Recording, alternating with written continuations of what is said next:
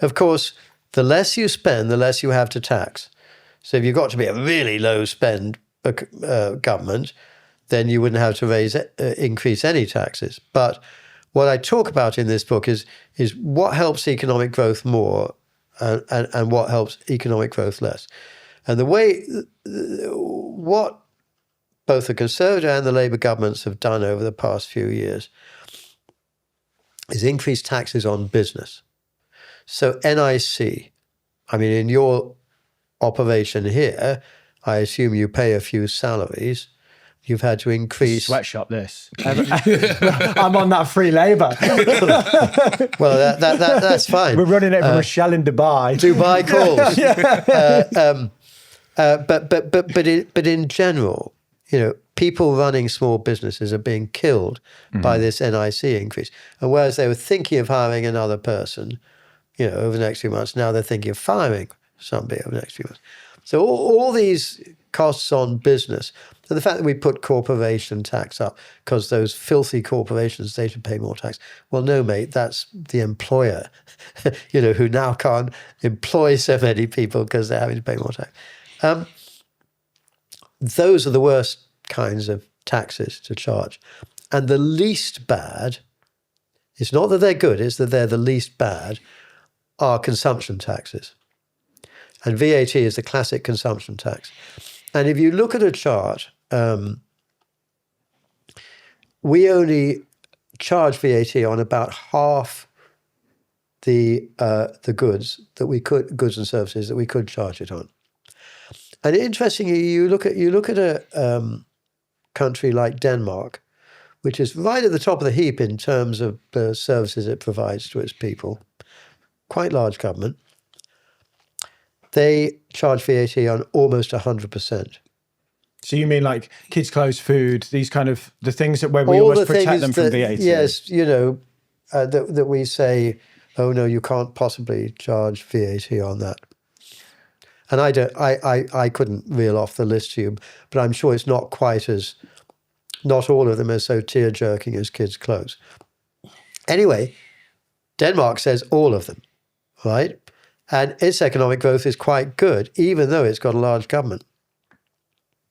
But it's because the taxes that it charges are the least bad on economic growth. And I think in my book, I say, well, if you charge VAT on everything, you might be able to get the overall rate of VAT down. I can't remember. I hope I'm not lying here. But I think that's what I say. The VAT system is a mess. I think it's like, Jaffa cakes and like biscuits, and it is a mess. It's I mean, you want to talk about bureaucracy. The VAT tax system creates so much administration because of what we sit there with what we do, which is news, social media. And what I essentially do is I bring money from outside of the UK into the UK because most of our clients are American, because it's Google. It's like it's ads. And then, so you're an export. Yeah, trying to think, and you think you would protect our industries, but we can't even get classification. People don't even know what we do. There's no like social media influencer VAT stamp, the number, and trying to work out what we should charge and what we shouldn't. Yeah. We have to hire accountants just to scratch their heads to think, so I do agree it's a mess. I wonder, my challenge is, should consumers pay more of a burden? Because through fiscal drag, so through the holding of their tax bands at the levels that they have, the general public have already been rinsed through tax.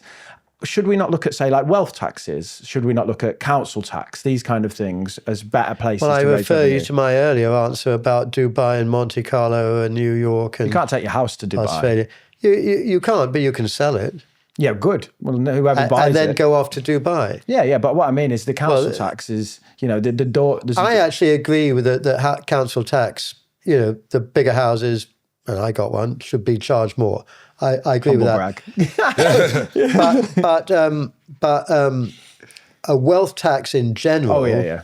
So France tried imposing that. I think they charge 1% a year, and immediately 46,000 very rich people left...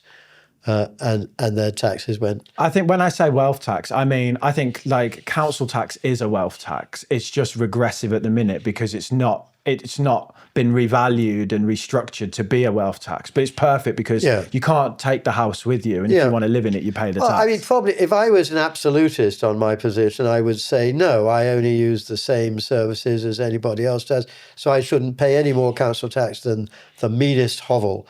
But I think, in solidarity with everybody in my neighbourhood, I should be paying more than they should. But not as much as him, obviously. Yeah. I mean, go on. I was gonna say the council tax thing. We've talked about it a few times, and everyone seems to agree that it's logical. Left and right. It makes sense. So why? Like we're struggling why with growth. Not doing it? I don't Keir know. Starmer said growth. We've got no growth, and then we've got all these maneuvers to change growth and make simple changes. No one's going to complain if we adjust the council tax slightly. If we start tripling it, then people are going to get upset. But if we make it a bit more relative to the size of your property, Yes. If you've got a £50 million house, and you've got a little flat that you're renting, then you shouldn't be paying the same. I mean, I don't disagree, and it is bizarre in this, as in so many other things, why they aren't doing it. That was a clip from our full-length conversation with Lord Moynihan. If you want to watch the full conversation, you can just click right here. A real lord, not landlord. I'm Lord of the mic. Okay? You ain't even Lord of your yard. Did me dirty.